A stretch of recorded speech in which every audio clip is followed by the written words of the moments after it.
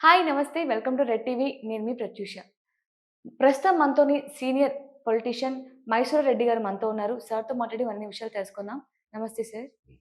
Sir, రాజకీయం అనగానే ఒక ఎమ్మెల్యే ఇంకొక పార్టీలోకి వెళ్ళడం, ఆ పార్టీలో ఉన్న ఎమ్మెల్యే ఈ పార్టీలోకి రావడం ఇవన్నీ చూస్తూనే ఉంటాం.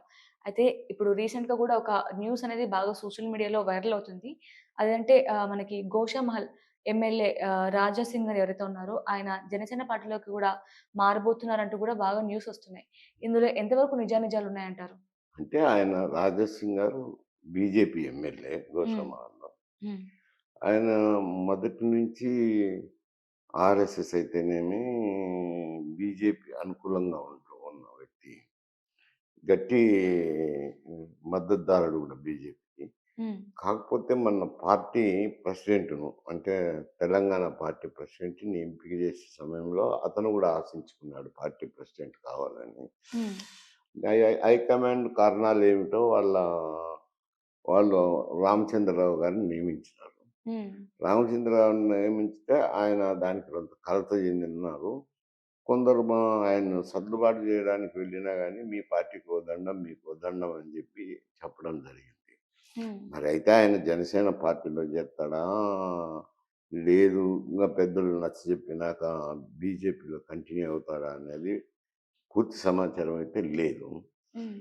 జనసేన పార్టీలో చేరినారనుకోండి. ఒకటైతే ఇక్కడ ఒక న్యూస్ అయితే ఫ్లోట్ అవుతాంది. ఏమి అనంటే తెలుగుదేశం పార్టీ, జనసేన, హ్మ్, బీజేపీ.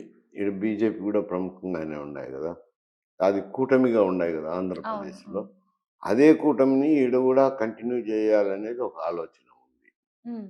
ఆ కంటిన్యూ జేసినప్పుడు మళ్ళా ఆడ బీజేపీ ప్రాధాన్యత ఉంటది. ఎందుకంటే ఇక్కడ ప్రముఖంగా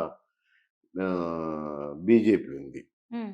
ఇక్కడ ఆంధ్రాకి వెళ్తే తెలుగుదేశం ప్రముఖంగా ఉంది. తర్వాత జనసేన, జ జనసేనకు తోడు బీజేపీ ఉంది. అక్కడ హ్మ్. తక్కువ గదా! బీజేపీ అవును. ప్రాబల్యము. ఇక్కడ తెలంగాణ వచ్చేసరికి కొంచెం బీజేపీ ప్రాబల్యం ఎక్కువ.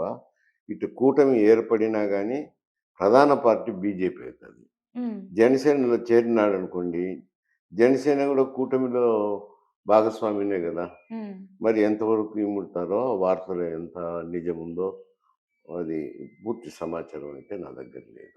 ఓకే. ఇప్పుడు ఒకవేళ జనసేన పార్టీలోకొచ్చినా కూడా అసలు ఎలా ఉండబోతుందంటే రాజకీయాల్లో ఏమైనా చేర్పులు, మార్పులు జరుగుతాయంటారా? అదే కొంచెము ఒక ఆలోచన అయితే ఉంది. ఈ ఆంధ్రాలో చేసిన ఎక్స్‌పెరిమెంట్‌నే ఆంధ్రాలో అయితే బీజేపీ, తెలుగుదేశము, జనసేన 3 కలిసి కూటమిగా పోటీ చేసినాయి. హ్మ్.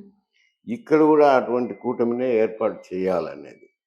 చేసినప్పుడు ఇక్కడ వచ్చేసరికి ప్రధాన పార్టీ బీజేపీ అయితది. హ్మ్. ఈయన ఒకవేళ జనసేన లేకపోయినా మళ్ళా ప్రధాన పార్టీ బీజేపీ ఉంటది కాబట్టి, ఈ ఈయన ఎంత ఇముడతాడా లేదా అనేది. అయి సెపరేట్‌గా ఉండవు గదా! జనసేన, అవునవును.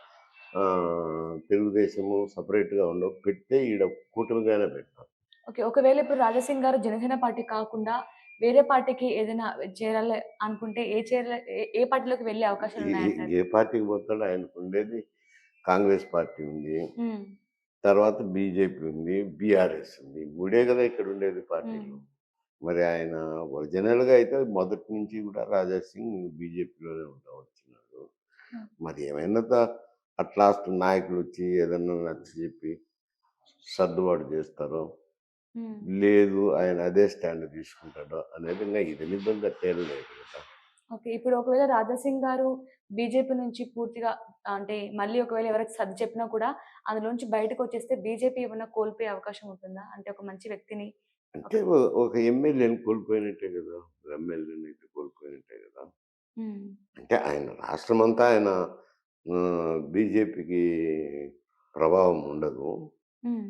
ఏదో కొంత ఇక్కడ సిటీలో ఉంటే ఉంటది. Okay. Okay sir. Thank you sir.